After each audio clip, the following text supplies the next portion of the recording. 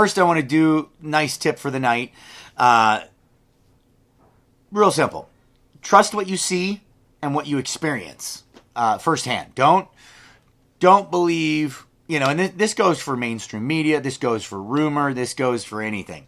Don't trust hearsay. I have gone by this rule for a very long time, and it has saved my ass over and over again. I judge a person based on what I see they do. By actions. Hey, Monica, welcome. So I always judge a person based on their actions and what they do and what they deliver. Never on what they say they're going to do. Never on what somebody else says about them. None of that. I don't trust that. Words are too cheap. Actions are not. And if I have somebody that has done favors for me, and I hear something bad about them, I go straight to them. My militia, one of the newspapers called me up today and asked about them having some weird connection to some potentially racist music label. And I asked the guy, and he's like, "No, I don't. I designed their website. That's all I did. I helped them with their website, and as far as I know, they're not racist at all." So, the media is trying to spin that we are racist through connection. And I'm like, every conversation I've had with this guy, like, he's 100% patriot. And that is what we're going to get into. But that has nothing to do with color, religion, belief system, none of that. My dad was Army. And as he got older, he got a little bit more... he got a little racist, as he got older. Like old people can, especially when things were different back in the day. And his best man was a black guy. I said, "Dad, what? How can you be racist and your best man was black man?" He said he wasn't black, he was green. That was Army. 20 years Army. There is no color in that. And in my mind, there is no color when it comes to Americans. That I hate the term African American. I absolutely hate that term because you're not African American. You're American. If you are a black man, you're an American. If you're a citizen, do you have the same rights, the same values as I do, and what an American is? Then you're an American. Bottom of the line. So, I don't work with this hearsay garbage. I look at people and what they do, and what I have seen them do. And that's how I judge somebody, is based on that. Because actions speak louder than words, and that is 100% where everybody else should be thinking and going. And anybody who's trying to tell you different, they're trying to persuade you for a reason. There's a saying by a very wise man, anyone who is trying to control you will lie to you. Anybody trying to lie to you is trying to control you. Food for thought there. Very, very smart saying, I always thought. So, off of that, we'll jump right into this. 1984, there was the book, there's a great term that they use in that book called Newspeak. I looked this up, and all it has for the definition was the name of an artificial official language in George Orwell's 1984. But what it was it was a description used that they used for talking about political speech and propaganda speech, that they would convert things from one meaning to another. There was no freedom. There was now freedom from. That you didn't have freedom, you had freedom from. Things like that. So you get this twisting, and we've seen it. You talk about a nationalist. It's a horrible word.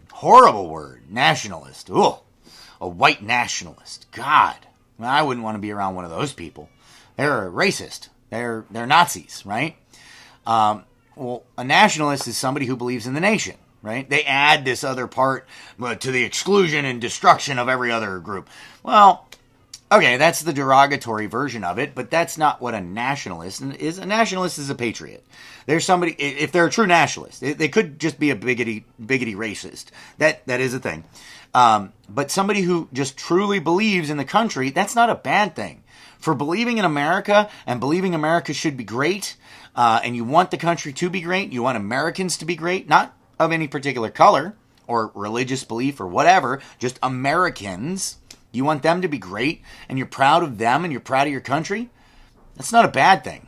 And to say that it is disgusting. Masculinity is now a bad term. Femininity is a bad term. I don't understand these things. Like, since when do women have to be like men and men have to be like women? I think the demasculation of men is disgusting. Men should just be men. I mean, like, it's not an issue of man or masculinity or femininity. It's an issue of respect. If you're an asshole and you're a man, you're not really being masculine. Part of masculinity is being respectful of women. Same with women. If you're a feminine woman and you're being disrespectful of yourself or men, you're not really being a feminine woman. You're being a bitch. That's the simple short of it. But if you're respectful, then you're being a real woman. You're what I call a lady. And you're a man. You're a man's man, you know. That's how it should be. And we need to quit letting these disgusting people convert these words into these horrible meanings. We have to take them back. And that is 100% of how this has to go. And that's how Newspeak works in 1984 in that book. So, what does it mean to be an American? Like, truly, right? What does it mean to be an American? What are the fundamental things that make you an American? You're an American citizen. You're an actual citizen of the country, or on your way to legally becoming one.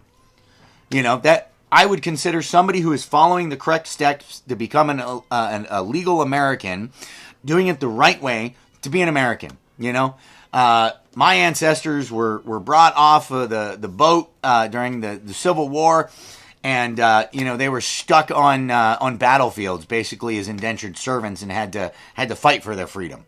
Many other races and cultures and heritages had similar type of experiences. You know, so if you're willing to stand up for the beliefs of America, I think you're an American. I think that is one of the qualifying factors. If you're willing to sit back and watch your freedom eroded, your freedom destroyed, and our founding documents, our core beliefs of America, if you're willing to watch those be destroyed, you are not American. The country was founded on a very simple premise. A couple of basic documents, right? The Declaration of Independence, the Constitution, and the Bill of Rights, along with a few other, amendments that have gone in there as well. I want to read this. This is from amicad.org. This is Daedalus. Author was Sarah Song. So it is often said that being an American means sharing a commitment to a set of values and ideals. Writing about the relationship of ethnicity and American identity, the historian Philip Gleason put it this way. To be or to become an American, a person did not have to be any particular national, linguistic, religious, or ethnic background. All he had to do was to commit himself to the political ideology centered on the abstract ideals of liberty, equality, republicanism. That's it. Thus, the universalist ideological character of American nationality meant that it was open to anyone who willed to become an American.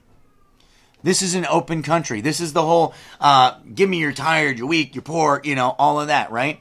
That is the fundamental idea of America. Now, we have screwed that up in creating a welfare state so that we no longer are getting those who are willing to be Americans. We are getting those who are coming here for a free paycheck and a free pass, and that's bullshit. We don't need a wall. We need to fix this crooked welfare state we're in, and we wouldn't need a damn wall.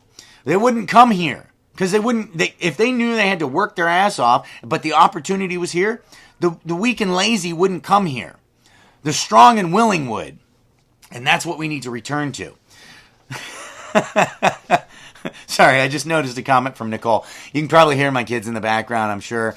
They definitely are tired of being on house arrest. They got to spend a little bit of time outside today, playing around and, goofing off and whatnot. But yeah, they're definitely getting tired of this thing. So, as we all are, and that's what drives me nuts is we never should have been here. Like, I get tired of this. Well, we'll slowly roll out the program to pull these back. No, you screwed up. You don't get to do that. Admit you were wrong and end it.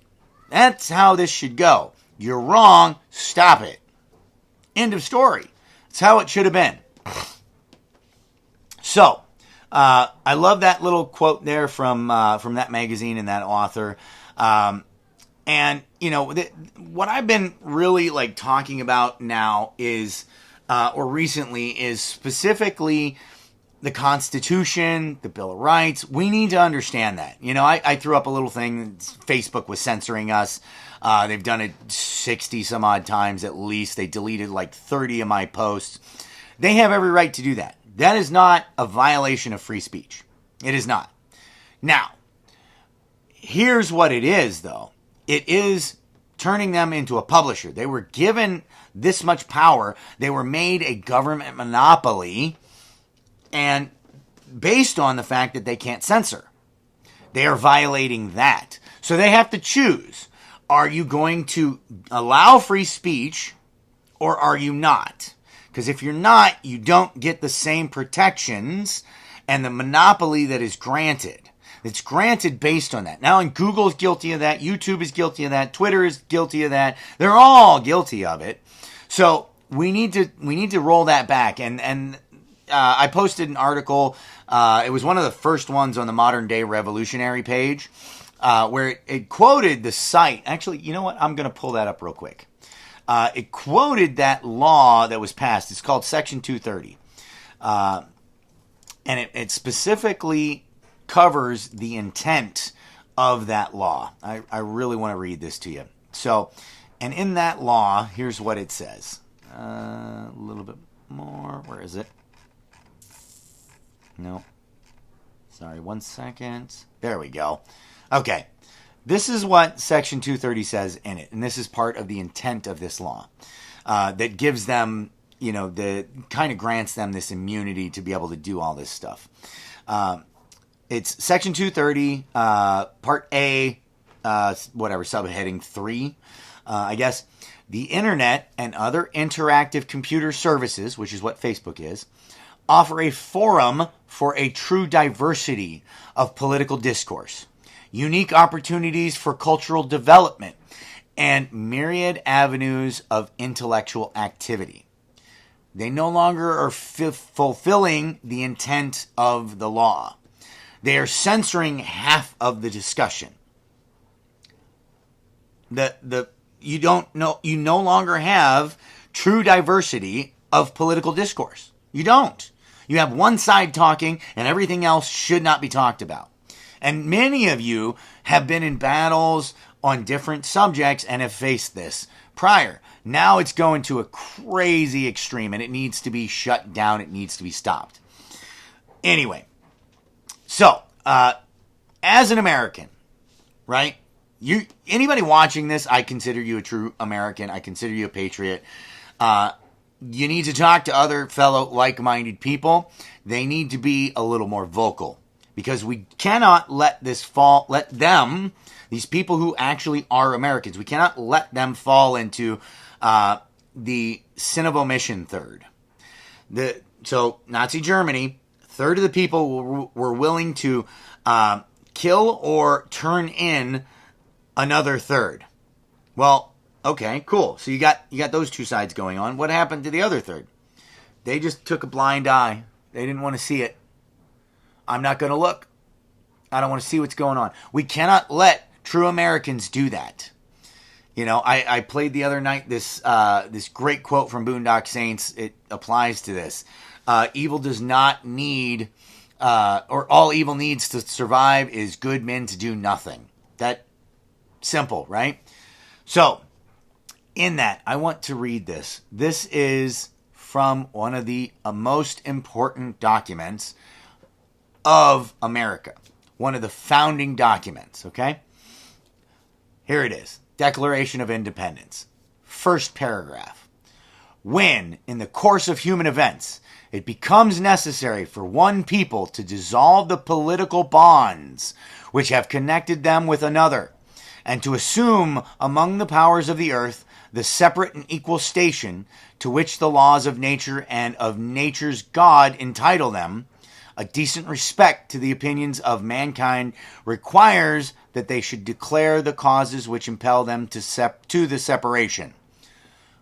All they're saying is, when you have tyrannical leaders that good people need to separate from, are required, are duty-bound to separate from this tyranny, this enslavement, this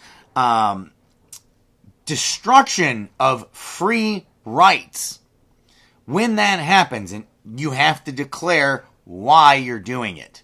It requires you to declare it, right? And why are we doing it?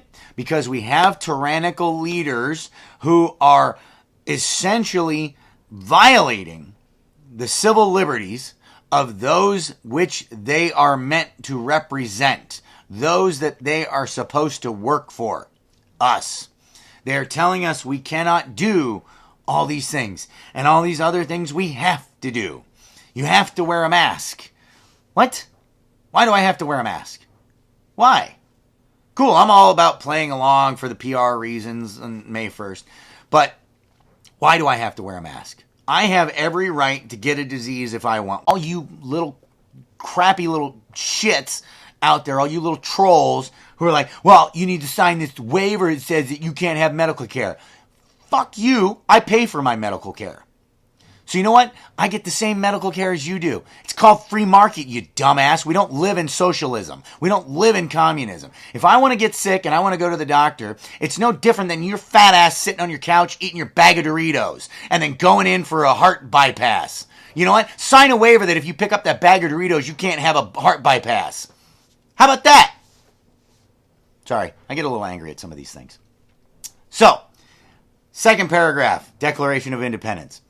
We hold these truths to be self-evident, that all men are created equal. And that's men in the general sense, meaning all of mankind, because there are two meanings to that. That they are endowed by their Creator with certain unalienable rights, that among these are life, liberty, and the pursuit of happiness. That to secure these rights, governments are instituted among men. Among us, not above us, right? Deriving their just powers from the consent of the governed. They must have our consent. That's what it says. That whenever any form of government becomes destructive to these ends, the ones we're in right now, it is the right of the people to alter or to abolish it, and to institute new government, laying its foundation on such principles and organizing its powers in such form as to them shall seem most likely to affect their long established, as to them shall seem most likely to affect their safety and happiness. Right? It doesn't say anything about one or the other. It says both. Safety and happiness, right? Prudence, indeed, will dictate that governments long established should not be changed for light and transient causes. Absolutely not. You know, we've put up with this for a long time, them chipping away at little values, right? Little pieces of freedom. And accordingly, all experience hath shown that mankind are more disposed to suffer while evils are sufferable, than to right themselves by abolishing the forms to which they are accustomed. You know, you get people who will just sit there. It's a thing, right? They won't do anything. They'll be comfortable in their slavery. They'll just be happy with it. But when a long train of abuses and usurpations pursuing invariably the same object evinces a design to reduce them under absolute despotism, right? Despotism is well, here, I'll give you the dictionary definition real quick. That way, you're not going off of my thing. Despotism is defined as the exercise of absolute power, especially in a cruel and oppressive way. So let me give that to you again. But when a long train of abuses and usurpations pursuing invariably the same object evinces a design to reduce them under absolute despotism, it is their right, it is their duty to throw off such government and to provide new guards for their future security. You understand that? We are responsible for first trying to fix it. If it cannot be fixed, to overthrow it and reestablish it. That is our duty as Americans. Every one of you are an American. We have to give this a chance. We're going to stand up to the bullies. We're going to make them back down. And if they don't, then we have another duty that we must fulfill as Americans. We cannot stand for this anymore. And I hope everybody has learned the lesson that we cannot be divided into these little groups that they can violate separately. State lines are part of this. Just because you're down in Florida and they're letting you go a little bit doesn't mean you shouldn't get your ass up to New Jersey and fight for them. Because if they can do it there, they can do it in your state later. If you're in Texas, and just because your governor is letting go, I mean, by the way, they just sentenced that salon owner to 7 years in Texas. But just because, or 7 days, 7 days of jail in Texas. Just saying, how good can it be? But just because they're doing that, just because they're backing off a little bit, and in another state they're not, if they win there and they show that they can do it there, the next time you have a Democrat in office, they can do it to you. We need to stand up together to fight this. They've been screwing the people on the medical freedom aisle for years. They've been screwing guys in the Second Amendment for years, but they've never come together. If they came together and the rest of us said, you know what, no, that's not right. And we stood with them. Oath keepers, 3%ers, all of these guys, if they stood together and said, no, you don't get to violate anybody's rights, it would never happen. They would be afraid of us. And they would know that we were willing to cross those lines to stand up as Americans. And that is what we have to do. That's my spiel for tonight. I am going to scroll up and see what we have for Q&A. Let's see.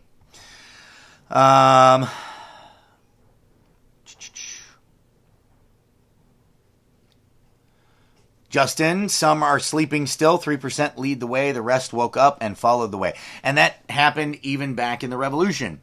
There were a group of people who were perfectly fine with the king's tyranny. They weren't doing as bad. It didn't affect them as much, right? And they even turned in the revolutionaries, reported on them, tried to get them arrested, stuff like that. It happens. When you're fighting a just cause, some people just want to be, they don't want to rock the boat. Let's put it that way. I have talked to some of these people that should be boat rockers and are not. They're afraid. They don't want to rock the boat. You know, an old saying. What is it? Fear the devil what is it? Be glad for the devil you know and fear the devil you don't know. Something to that effect. Well, and that's why I want this done in a peaceful revolution if we can, or at least not having to jump to what the Declaration of Independence is talking about. Because if we go down that road, there is always that chance, and we want to avoid that. We want to make sure that we remain control, and we want reform. We want that definition of revolution. The reform, widespread reform, not overthrow. If it comes to it, I think the right people are on board, but we try to avoid it if we can. Raylan, wow, I think I'm really here now. Nice. Let's see. Raylan, African-American is by definition a dual citizen. It sure the hell is, and it shouldn't be. Let's Let's see. Jonathan White. So a bit on the term of toxic masculinity. They're talking about those assholes who use gender to be superior. I've had to deal with my mental health and people telling me to man up. That's where I feel we can call it toxic masculinity. You know, and this is the thing. It's there's no such thing as toxic masculinity. There's a thing of disrespect. You can be disrespectful no matter what gender you are. And no matter what gender you are, disrespect is not okay. For no reason. If somebody has shown that they do not deserve respect because of their deeds, that's a different story. But you should be giving respect to women. That is a thing. Pamela Murphy, you love the flag, you live this country, you defend the Constitution. Absolutely. That is what it is to be an American. Monica Squires, my coworker just became an American citizen. Her origin is Egypt, but I'm so proud of her for getting her citizenship. Yes, absolutely. And I have no problem with people becoming American citizen. I actually think we should have open borders, but to do that, we need to get rid of this welfare state. Let's see, Jonathan White. Weak men make hard times make strong men make good times make weak men. It is kind of cyclical, but you know that is how it goes, unfortunately. Alexandra Hampton, in other countries like New Zealand, you have to be able to contribute to the society for them to give you citizenship. Yeah. Actually, I had a good buddy. He was Russian, but he lived in Israel for a while, became an Israeli citizen. He was actually required to serve 2 years in the military in order to get his citizenship. And then he has been working on, I think he got it a couple years ago, American citizenship. So, you know, yeah, I don't, you know, what is that, Starship Troopers? You know, that was the thing. You want to be a citizen, you got to serve in the military. I don't really necessarily see a problem with that. Justin, give a little relief to keep you complacent. Exactly. They're releasing a couple hostages. That's the deal. Sierra Stompum, I heard about that Chicago mayor's power trip. If you all don't go back to your houses, you are going to jail. Yep. Nicole Ferguson, my grandfather came to America in 1916 from Greece. He changed his last name to be more American. When he registered at Ellis Island, when he got off of the boat, I am very proud of everything he did as an American. He worked all of his life, owned many businesses, and retired early. He successfully achieved the American dream. And that's what we need to restore. We need to restore a real American dream. Be willing to work hard. Be willing to contribute and help those around you. And you can do well. That is what we need to restore. That is the American dream. It's not owning a house with a white picket fence, 2.5 kids. I don't know how you get the half a kid. You know, the dog and the car and the big screen TV. That has for some reason become what it is. But it's not. It's to be able to work hard and see success. That's the American dream. Let's see. Raylan, I talked to county health department today. They point blank said it's not a law. Nobody in my county will be arrested. Good. Jonathan White, my grandfather's parents were English and German immigrants. My grandmother was an Irish immigrant. Yeah, there you go. Can you guys hear me okay? I just see a comment from Sierra that there was something with the volume maybe. Nicole Ferguson, Ireland is gorgeous. We went 2 years ago. I'd go back in a minute. Yeah, absolutely. I still have family over in England and Ireland, and Scotland as well. My grandmother came over from Scotland. She was like, I don't know, in her teens, mid to early teens. And she came over here during World War I. So, oh, gotcha. All right. Alexander Hampton, we the people have the right to take it back. We do. This is our country. It's time. Yeah, absolutely, Helena. It is time to take our country back. We, and this is the thing, right? As conservative Americans, moderate, regular Joes, normal American citizens that are patriotic, that love their country, we tend to be more interested in just getting shit done. getting work done, doing what we have to. So we don't have time for these stupid bureaucratic games, right? That's the thing. But now we're realizing what that all leads to. And now we need to take a firm stance that it never happens again. We restore it and it never happens again. We never let up. And we need to instill in our children that that's how this runs. And they need to instill in their children. And then this thing will last another 300 or 400 years. That's how it works. That's the only way it works. Yes, Nicole, actually, yeah, I got this inspiration tonight from her. She was telling me exactly this the other night. We need to overturn the government. We need to modify it if we can. If not, we overthrow it per the Declaration of Independence. That's what it says. It is our duty as American citizens. Sean Dennison, state governments are proving to be destructive, so we can alter or abolish it. Yes. And that's the thing. We're not overthrowing the American government. The federal government has not done these things. Individual states have, and we do have that right. That was the Declaration of Independence, actually, the first two paragraphs. For Sean Dennison's question, let's see. Let's see. Sierra Stompum, I have a rule that no police officers get within my line of sight without being recorded. Everybody have your phones ready to record at all times. Yeah, me and Justin are just waiting for the day that the SUVs pull up outside our houses and cart us off. So if I'm not here at 6 one night, you know why. That is the only reason why I would not be here. So, yeah, keep moving no matter what. We intend to make this the multi-headed hydra. Like we've said from the beginning, even into May Day, we need this to be smooth. We need there to be no connection. We need there to be people who are independent and making this thing go. That is the key to this, and that is what we are building. Sean Dennison, Gavin DeGraw's song "Soldier" is a good example of what is needed right now. Yep. Rex Perry, constant alertness, constant willingness to fight back, vigilance, right? Vigilance and awareness. Eve Morris, welcome for hopping in.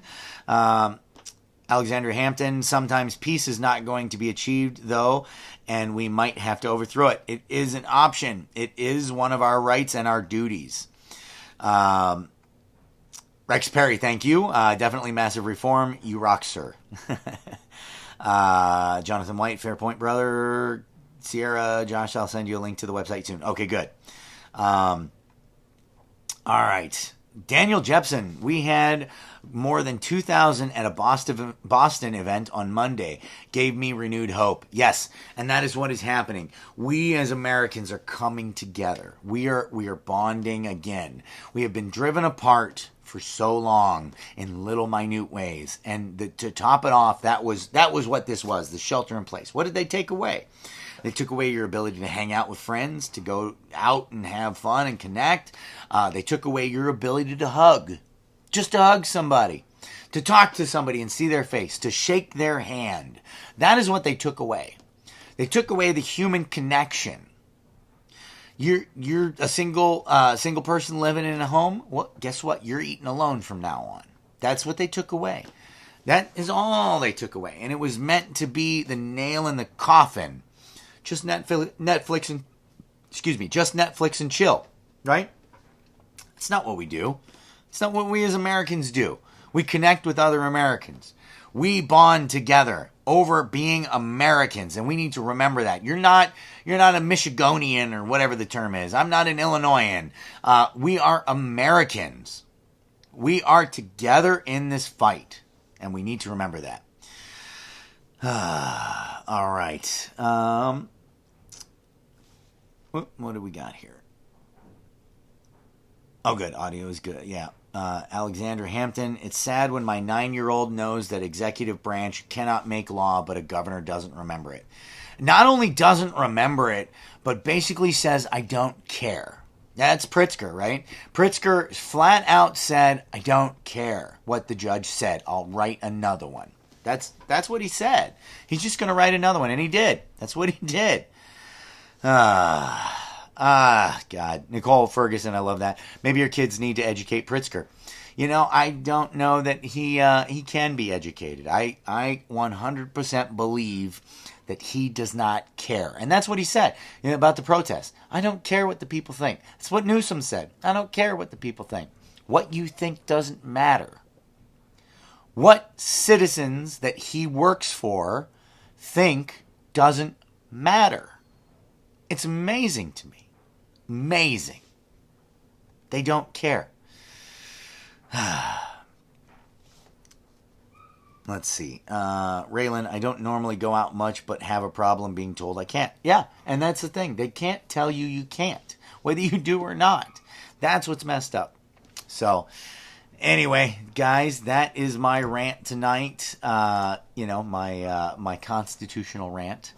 Razwaz, you can see all the sheep still out there just by them reporting neighbors, taking pictures of those in stores without masks. When someone brags, I ask them if they are wearing their brown shirts. And here's the thing, like with the masks, and I'll get into this more in depth in a later one. But if you say you have a medical reason that you can't wear it, they can't ask you about it. They can't. They can if they try, ask the manager to come over and tell him that he would be in direct violation of the law. And in fact, the executive order says you can't. And I would like to record that shit, record what he says, because I would like to see that, because you can sue him after for HIPAA violations. So that's the story.